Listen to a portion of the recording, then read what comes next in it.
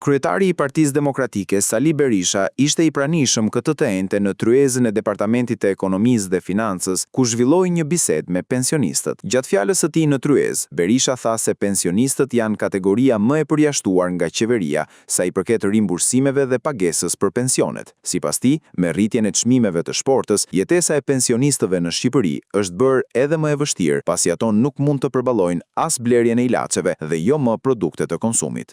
Pra, është një gjendje jashtëzakonisht e rëndë. Është një gjendje absolutisht e papranueshme.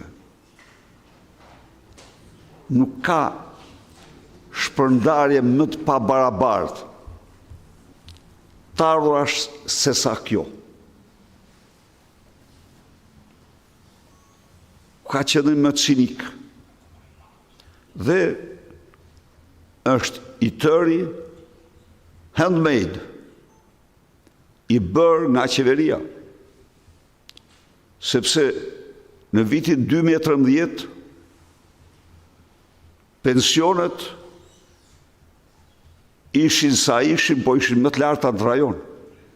Më të larta se në Serbi, më të larta se që sot e ka. Serbia sot e ka 488 euro pensionin mesatar, ishin më të larta se në Maqedoni, më të larta se në Rumani, më të larta se në Bullgari, që ishin dy vende anëtare të Bashkimit Evropian.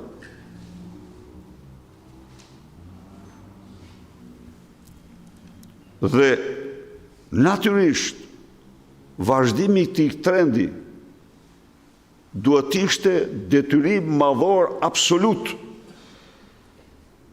i qeverisë. Qeveria çfarë bëri?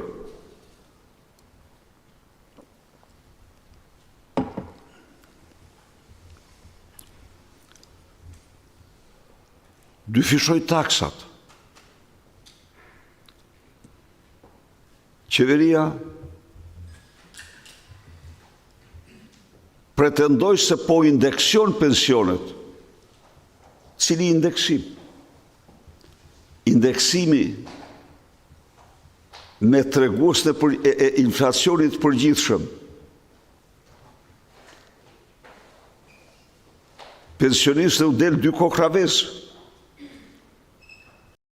Berisha përmbylli fjalin e tij duke ju drejtuar pensionistëve dhe qytetarëve të tjerë me një thirrje që të bëhen pjesë e protestës së 8 majit për të kërkuar të drejtat të tyre dhe për të kundërshtuar, sipas Berishës, politikat e ashpra të ndjekura në dëm të ekonomisë vendase.